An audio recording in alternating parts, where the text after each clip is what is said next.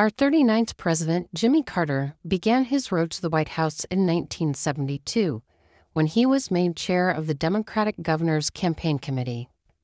In 1974, Carter became the chairman of the Democratic National Committee, and near the end of the year, Carter announced his candidacy for president. Carter's national profile was practically non-existent.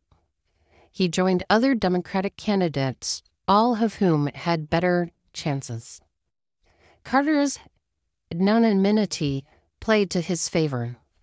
After Vietnam and Watergate, voters were attracted to candidates who weren't part of the circle in D.C.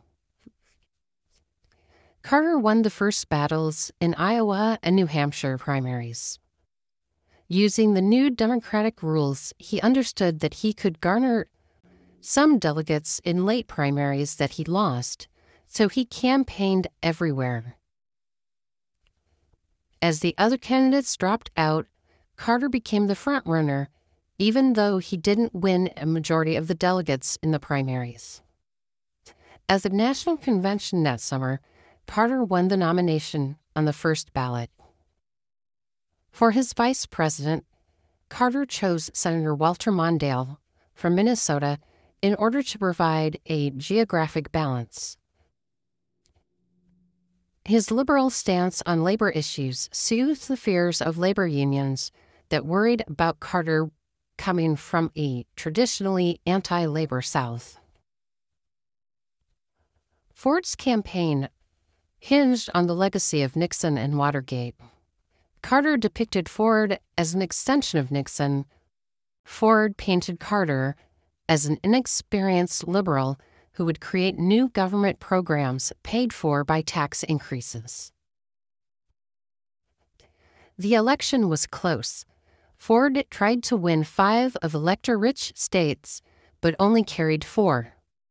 Carter won with a combination of almost the entire Old South and northern industrial states such as New York and Pennsylvania. Carter's future seemed bright. There was a Democratic majority in both houses of Congress, while the Republicans appeared to spend their time fighting the ghosts of Watergate. Carter started out strong, pardoning Vietnam draft dodgers, killing funding for the B-1 bomber, and pushing for a comprehensive consumer protection bill. He opposed a traditional Rivers and Harbors pork barrel bill early in his term. The Democrats resisted fiercely, and Carter eventually backed down. However, his assertions that the bill was wasteful did not sit well with the legislators he had to work with. Congress found Carter difficult to work with, and they felt his waning public support. Carter's consumer protection bill and labor reform packages were shot down. He in turn vetoed a public works package because he said it was inflammatory. This tit-for-tat pattern existed for the rest of Carter's term.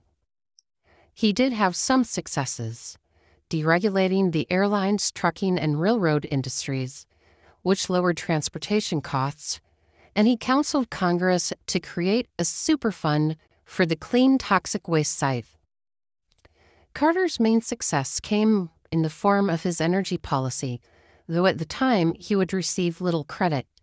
In 1976, America used 25% of the oil OPEC produced. The country remained wasteful in its energy use, and Carter was determined to reduce this dependency. His Department of Energy regulated existing energy suppliers and endowed research on new sources of sustainable and ecologically sound energy sources. The U.S. Synthetic Fuels Corporation, created by the Energy Security Act, provided $20 billion in joint ventures with private companies.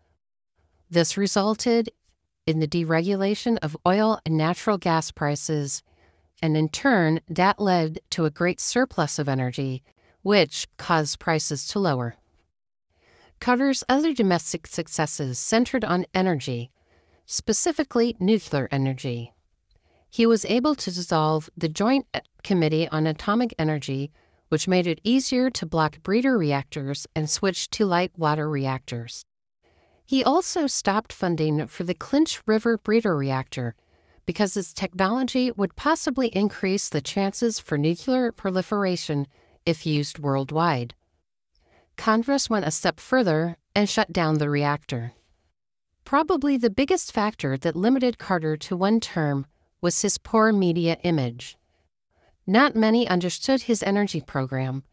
They just saw energy prices and taxes increasing. He described a lack of confidence in the country's purpose and future and blamed it on the American people. His constant changes to his cabinet did not help. Even though he got more acts through Congress than his predecessors Johnson and Nixon and his successors Reagan and Bush, he appeared arrogant and aloof. At the end of the day, the image of his leadership did not match the truth about his performance. Carter's foreign diplomacy was primarily focused on global human rights and the United States' role in Panama. There were two events that dominated Americans' perception of Carter as a world diplomat: the Camp David Accords and the Iran hostage crisis. The Camp David Accords were Carter's greatest foreign policy success. After the Yom Kippur War of 1973 between Israel and its enemies, Egypt and Syria, Israel gradually moved its forces from some of the Sinai Peninsula. Relations were still stiff and strained in 1978. Carter invited Israel's Prime Minister Menachem Begin and Egypt's President Anwar Sadat to Camp David, hoping he could broker agreement between the two countries. On September 17th, a historic understanding was reached whereby Israel would leave the entire Sinai Peninsula. The U.S. would create monitoring posts to ensure neither side attacked the other. Two countries would acknowledge each other's governments and sign a peace treaty. Further, Israel promised to negotiate with the Palestinians for peace. One of the events that sealed Carter's fate as a one-term president was the hostage crisis in Iran. In 1963, the Shah launched the White Revolution, a program that brought Western philosophy and culture to Iran. Islamic leaders saw this as the westernization of Iran. A Shiite cleric, Ruhollah Khomeini, called for the creation of an Islamic state and for the overthrow of the Shah. In 1978, it was clear the White Revolution was only profitable for the ruling elite. On December 11th, the Shah was deposed after a group of soldiers mutinied and attacked the Shah's security officers. Khomeini assumed control, and in November of 1979, Islamic militants stormed the U.S. Embassy and took 66 Americans hostage. They demand the Shah's return to stand trial and an apology from America. Carter acted immediately, but nothing he did was successful. The network news kept Americans updated daily on the situation. This only built up the country's frustration. The Iranians heightened the political tension by making promises that they never meant to keep. Carter approved a secret military mission to try and resolve the hostage situation, but one of the helicopters crashed, killing all 8 soldiers on board. Near the end of his term, Carter made an agreement where the hostages would be exchanged for certain conditions made by the Iranian government.